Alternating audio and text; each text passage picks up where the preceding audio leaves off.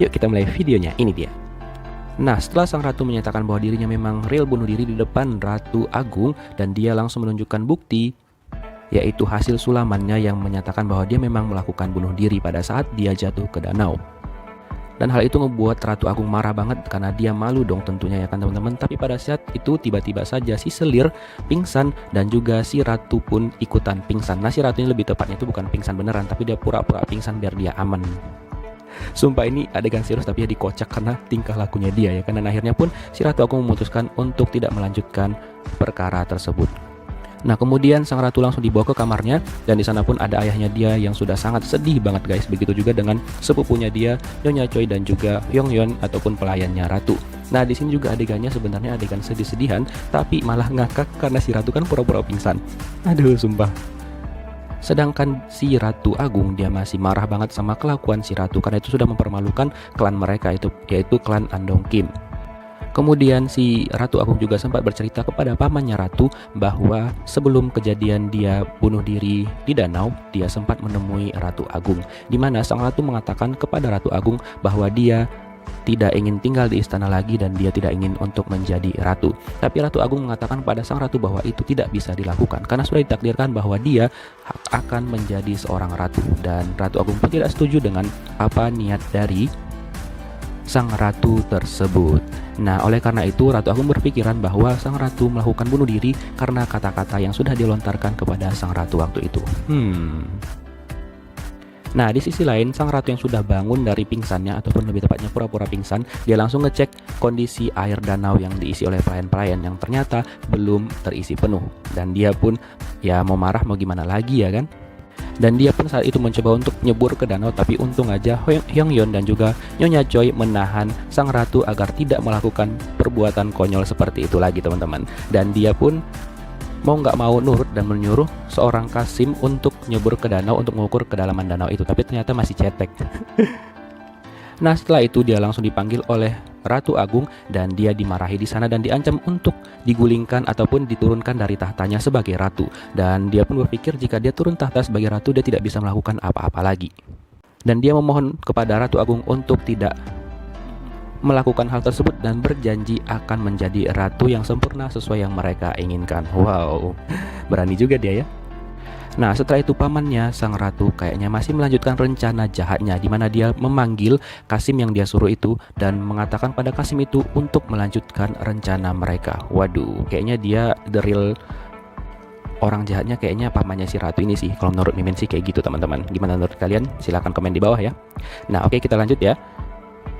Sedangkan di kediamannya si Selir, diam itu masih pingsan ternyata guys. Dan ternyata di sini juga si raja mulai sadar kalau si ratu itu sebenarnya baik ya kan. Dan dia pun sudah mulai goyah. Tapi sang pangeran mengatakan kepada raja untuk tidak tergoda dengan kebaikan ratu. Bisa saja itu bohong gitu loh. Nah, kemudian di sini juga diceritakan masa lalu pada saat sehari sebelum sang ratu itu melompat ke danau, di mana dia menemui raja.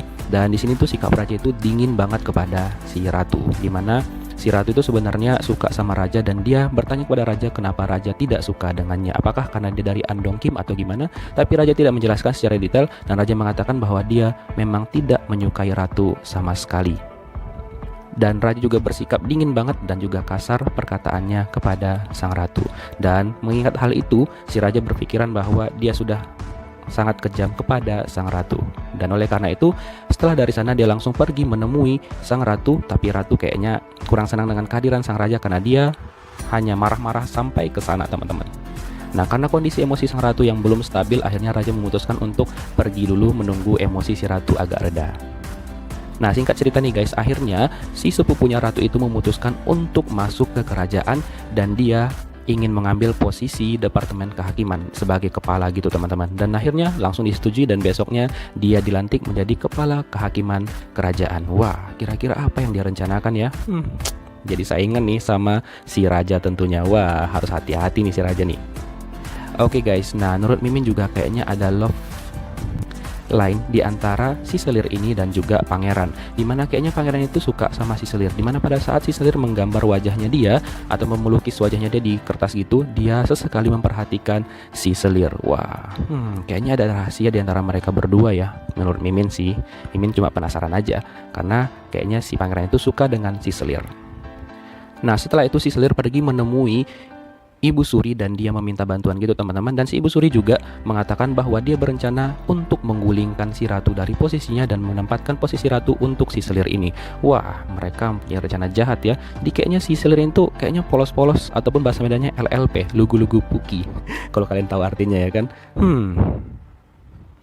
Dan di sini juga akhirnya diceritakan lengkap tentang pembicaraan Ratu dan juga si Selir sebelum si Ratu itu melompat ke danau. Di mana ternyata si Ratu itu tahu rahasia ataupun kebohongan dari si Selir ini, teman-teman. Wah, kira-kira apa ya? Karena di situ nggak diceritakan apakah kebohongan yang dibuat sama si Selir ini. Karena Ratu mengatakan jika sang raja tahu kebohongan yang dibuat oleh si Selir, maka raja akan benci banget sama dia. Mimin penasaran banget nih, kira-kira apa kebohongan si Selir.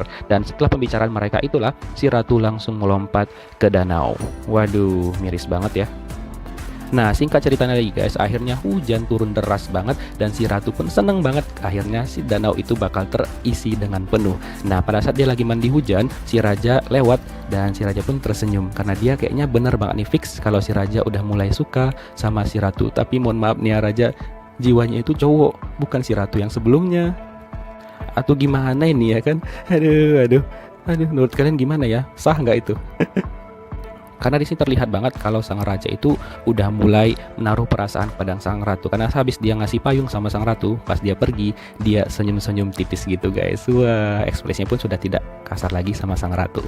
Nah, besok paginya, pagi-pagi buta banget pada saat orang masih tidur, sang ratu pun keluar dari kamarnya dan dia berpamitan kepada Nyonya Choi dan juga Hyung Yeon ataupun pelayannya dia. Dan setelah itu dia langsung pergi ke danau dan dia pun sebelum melompat, dia membuat pesan gitu di batu.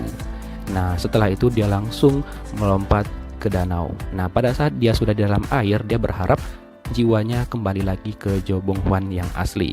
Nah, pada saat di dalam air, dia melihat ada seorang laki-laki yang datang dan dia berpikir itu adalah dirinya yang laki-laki, tapi ternyata itu adalah sang raja yang berusaha untuk menyelamatkan sang ratu. Nah, awalnya dia tuh nggak mau diselamatin gitu loh. Ada ya orang kayak gitu ya kan. Nah, tapi pada saat itu tiba-tiba aja dia kayak kehabisan nafas gitu dan langsung pingsan. Kemudian raja yang panik langsung membawa sang ratu pergi ke permukaan secepat mungkin agar sang ratu tidak mati. Nah, itulah ending scene dari episode 5 ya teman-teman. Gimana menurut kalian? Oke, thank you for watching guys. See you next video. Bye bye.